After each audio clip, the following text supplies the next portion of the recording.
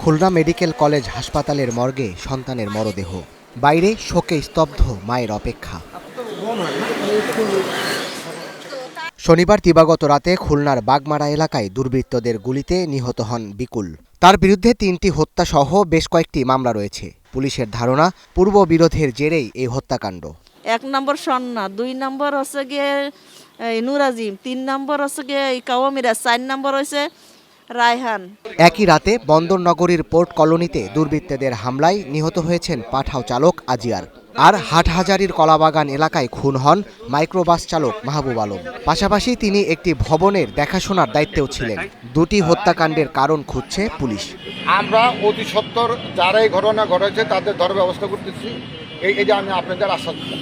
শনিবার রাতে চট্টগ্রামের ফটিকছড়িতে দুর্বৃত্তদের গুলিতে নিহত জামাল উদ্দিনের মরদেহ ময়না তদন্ত শেষে পরিবারের কাছে হস্তান্তর করা হয়েছে। নিহত জামাল উদ্দিন জামায়াতের রাজনীতির সাথে যুক্ত ছিলেন। যতটুকু ধারণা, নাজিমউদ্দিন বাহিনী এবং একক আদি বিস্তার সম্ভবত দলীয় কোন্দনের কারণেই এই ধরনের ঘটনা ঘটতে পারে। আমার আব্বু সুষ্ঠু বিচার চাই, এটা আমি প্রশাসনের কাছে দৃষ্টি আকর্ষণ করে বলতেছি। এদিকে পটুয়াখালীর কলাপাড়ার সাপুরিয়া খালের চরে পুঁতে রাখা অবস্থায় উদ্ধার করা হয়েছে ফেরদৌস মুন্সি নামের এক যুবকের মরদেহ। ৩ দিন ধরে নিখোঁজ ছিলেন তিনি।